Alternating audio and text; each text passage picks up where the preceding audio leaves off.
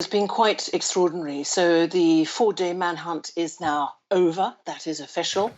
Scotland Yard and the Metropolitan Police made that clear when they arrested Daniel Khalif in a leafy suburb of London, just 4 miles away from Wandsworth Prison. And that was in Chiswick. So I'm very near there right now. And there had been a sighting, indeed, in Chiswick of him. But what one has to realise is that it would seem an incredibly daring escape. He is said to have worked in the kitchens and then managed to get out unseen and strap himself underneath a food delivery van.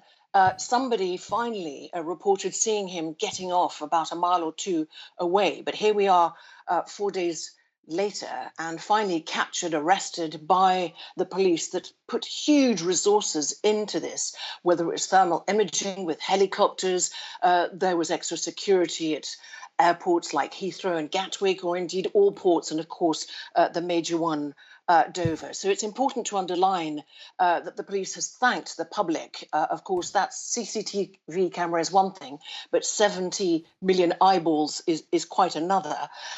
Now Khalif is in police custody. He was awaiting trial, which was due to start in November, and really, he has some very serious charges that are against him. He's charged with terror offences.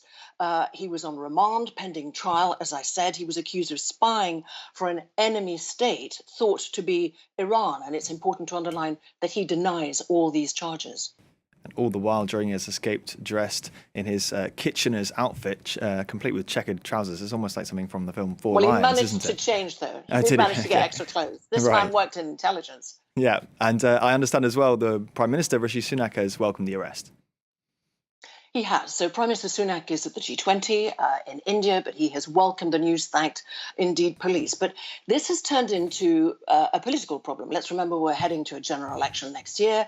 And what some very serious questions, apart from it being headline news and this manhunt, not just in London, but across the United Kingdom, the fear that he was going to maybe flee out of the UK, all this huge resources. We don't know how much they've cost, but clearly quite a lot of money.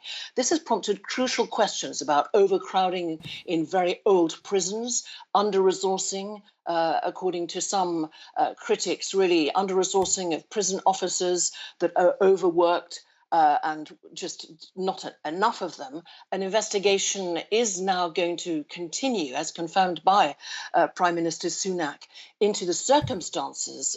Did Khalif managed to get inside or outside help to escape? How was he able to escape from working in the kitchens unnoticed and go underneath that food delivery truck? So, as I said, it's really sparked a political problem as the government has been heavily criticised for its lack of resources, which is denied by the government, but into the prison system. And indeed, the Chief Inspector of Prisons even went so far as to say about 48 hours ago that Wandsworth Prison should actually be closed because it's just completely overcrowded. And why was Khalif in what is a security B, so only second level security, and not in a prison like Belmarsh where Julian Assange is, which is top security? A lot of questions, not that many answers apart from one big arrest.